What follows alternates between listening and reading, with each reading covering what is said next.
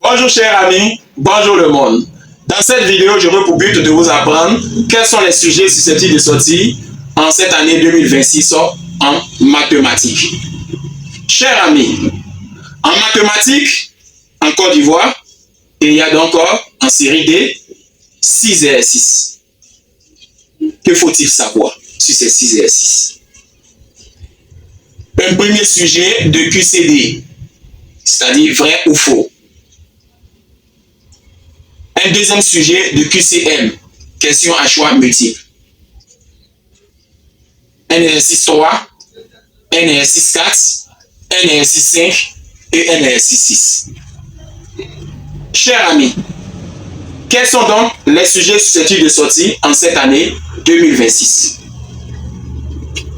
Parlons désormais de l'exercice 1. L'exercice 1, il y aura des questions relatives à statistiques. Maîtrisez bien les formules de covariance, de variance, des cas types et de la droite de régression aux droite Y en fonction de X, au X en fonction de Y. Maîtrisez bien cette information. Connaître quelques propriétés liées à suite numérique. Tout de suite croissante et majorée. Et comment? Tout de suite décroissante et minorée. Et comment? Suite bornée et aussi comment. Maîtriser les interprétations graphiques. La limite, lorsque x tend vers plus ou moins l'infini de f de x, et aussi la limite lorsque x tend vers plus ou moins l'infini de f de x sur x. Maîtriser donc à quel moment l'on parle de branche parabolique et de tangente. Chers amis, il y aura quelques questions liées à la probabilité conditionnelle. Il s'agit donc de l'exercice parlant de QCD, vrai ou faux. À l'exercice 2, qu'est-ce qu'il faudrait savoir? Chers amis, un QCM est très intéressant lorsque la question de nom complexe est posée. Il y aura donc nom complexe. Un QCM est très intéressant lorsque le cours de suite numérique est posé. Il y aura donc suite numérique en QCM. Un QCM est très intéressant lorsque la question statistique aussi est posée. Maîtriser statistique. Et un QCM est très intéressant lorsque la question de intégration ou intégrale est posée. Maîtrisez bien intégrale. En exercice 3, chers amis, il ne peut pas avoir d'examen sans parler de probabilité. En exercice 3, il y aura probabilité. Et quel genre de probabilité? En exercice 3, on aura donc l'apparition de deux parties. Partie A, probabilité conditionnelle. Partie B, variable aléatoire. La probabilité conditionnelle permet d'illustrer un arbre pondéré et de déterminer la probabilité totale. En partie B, la variable aléatoire, lorsque l'on parle de soit X, la variable aléatoire, et déterminer les valeurs prises par grand X, déterminer la loi de probabilité, déterminer l'espérance mathématique, et finir par la plus petite valeur de n en utilisant la fonction logarithme népérienne. Voici donc l'exercice numéro 3. Passons à l'exercice numéro 4. Qu'est-ce qu'il faudrait savoir sur l'exercice numéro 4? L'exercice numéro 4, il aura ici un sujet relatif à nombre complexe. Mais quel genre de nombre complexe? Nombre complexe fusionné à suite numérique. Donc, chers amis, il faudrait retenir qu'en exercice numéro 4, il y aura nombre complexe fusionné à suite numérique. Vous allez donc voir l'écriture sous la forme de nombres complexes et les questions seront relatives à suite numérique. Donc, pour ce cas de sujet-là, on aura donc deux parties. Partie A liée à nombre complexe, partie B liée à suite numérique.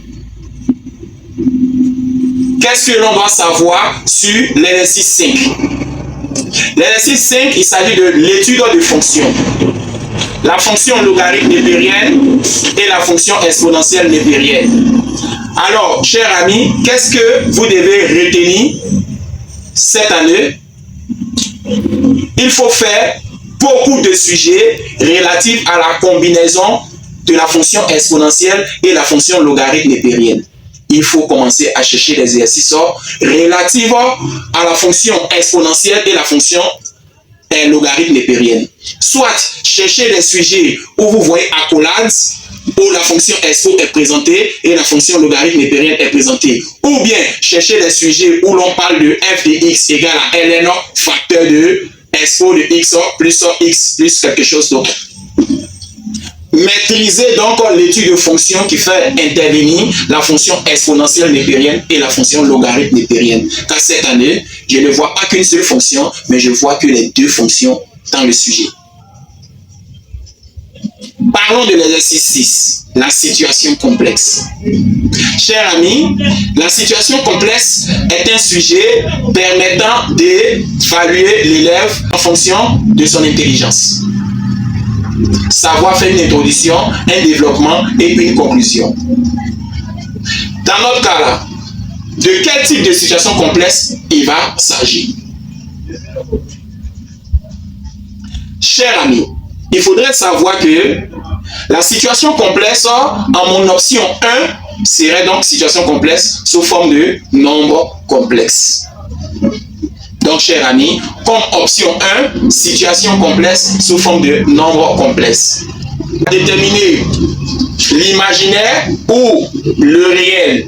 Une fois que c'est fait, il faudrait donc résoudre l'équation tout en cherchant la valeur de A, de B et de C. Une fois que c'est fait, après la résolution de cette équation, nous allons donc passer à déterminer le Z0, Z1, Z2 et en faire des solutions. Une fois que c'est fait, nous allons donc répondre à la préoccupation de cette personne qui désire avoir une forme triangulaire, une forme rectangulaire de son terrain. Chers amis, c'était en option 1. En option 2, j'opte pour la situation complexe sous la forme de intégrale. Voilà, avec des calculs D. Alors, chers amis, mon option numéro 3 en situation complexe, c'est la situation complexe de fonction puissance exponentielle. Où là, vous devez donc étudier la fonction et trouver le sens de variation. Et en option numéro 4 en situation complexe, chers amis, l'équation différentielle est probable. Alors, chers amis, j'ai 4 options en situation complexe. La première option, c'est la situation complexe sous forme de nombre complexe. La deuxième option, c'est la situation complexe sous forme de calcul d'intégrale. Et la troisième option, c'est la situation complexe sous forme de fonction puissance exponentielle. Et la quatrième option, c'est la situation complexe sous la forme d'équation différentielle. Chers amis, n'oubliez pas, réviser l'équation différentielle. Ça pourra même sortir peut-être en situation complexe, en exercice numéro 6. Sur ce, je vous dis au revoir pour une nouvelle vidéo.